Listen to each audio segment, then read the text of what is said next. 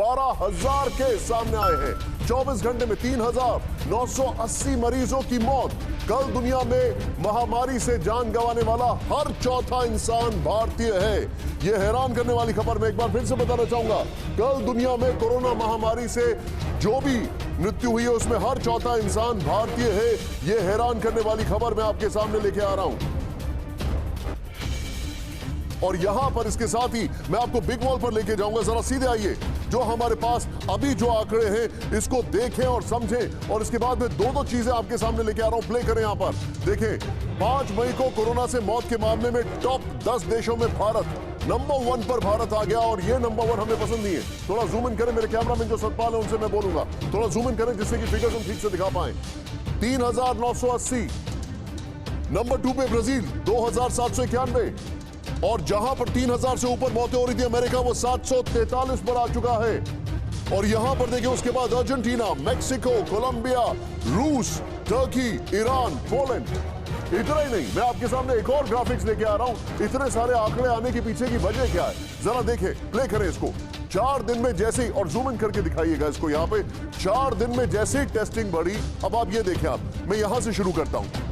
भारत में जब टेस्टिंग करीब 15 लाख के आसपास हो रही थी, तब हमारे सामने 3,70,000 केसेस आ रहे थे।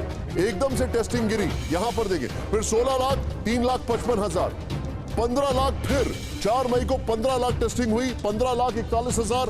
तो कितने आए हमारे पास? 3,82,000 केसेस आए।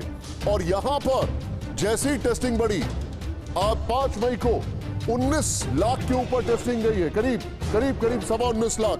तो हमारे पास 4,12,000 केसेस आए हैं, ये देखें आप। और पॉजिटिविटी रेट, ये जो पीले में दिखाई दे रहा है, 29 अप्रैल से लेकर अभी तक पॉजिटिविटी रेट जो है वो 20-21, बीच में 24 आया था, एक बार बीच में 24 भी आया था, लेकिन 2 मई को, और अभी 21 के आसपास है। मैं चाहूंगा ये ग्राफिक्स राहुल 1 बाय 1 ये ग्राफिक्स हमारे साथ प्ले करें। मैं सीधे चलूंगा, डॉक्टर साहब मेरे साथ मौजूद है, लेकिन उससे पहले कुमार कुंदन, मौत के आंकड़े बढ़ रहे हैं, टेस्टिंग में आंकड़े बढ़ते जा रहे हैं, ये जो फिगर्स बढ़ रहे हैं ये कहां जाके रुकेंगे? क्या हेल्थ मिनिस्ट्री का असेसमेंट है? कब तक, कहां तक? क्योंकि अभी जब हम बात कर रहे हैं, एज वी स्पीक, देश के करीब 20 राज्य ऐसे हैं जहां पर लगभग लॉकडाउन या कोरोना कर्फ्यू चल रहा है। निश्चित रूप से देश के कई ऐसे राज्य हैं जहां पॉजिटिविटी रेट काफी ज्यादा है, और अधिकतर राज्यों में अब ये पॉजिटिविटी रेट 10 या 15% से ऊपर होता हुआ दिख रहा है। पहली बात। दूसरी बात, जहां तक आंकड़ों की बात करें निशांत, तो आपने देखा होगा कि 2-3 दिन पहले आंकड़े कम हो रहे थे तो सब लोग खुश हो रहे थे, लेकिन उसके साथ ही मौत के आंकड़ों में कहीं कोई कमी नहीं देखने को मिल रही थी, वो लगातार बढ़ता ही जा रहा था। बेशक हमने टेस्टिंग कम किया, उसका नतीजा ये हुआ कि जो ओवरऑल जो टोटल फिगर है वो हमारा बेशक कम हुआ, लेकिन जो सबसे बड़ी बात है कि डेथ रेट वो कम नहीं हो रही है, डेथ बढ़ती ही जा रही है। अब बड़ा सवाल उठता है कि ये कहां जाके रुकेगा। इस पर आधिकारिक रूप से कोई भी कुछ भी कहने को तैयार नहीं है। बार बार कई सारी कम्युनिटी ये कह रही है कि इस पे प्रॉपर लॉकडाउन किया जाए, तभी ये संभव है कि ये रुके, ब्रेक द चेन हो, जो हो नहीं पा रहा है। और जिन राज्यों में हम उम्मीद कर रहे हैं कि केसेस कम आए, वहां केसेस पहले की तादाद में और बढ़ते जा रहे हैं। लॉकडाउन का असर थोड़ा बहुत दिख रहा है।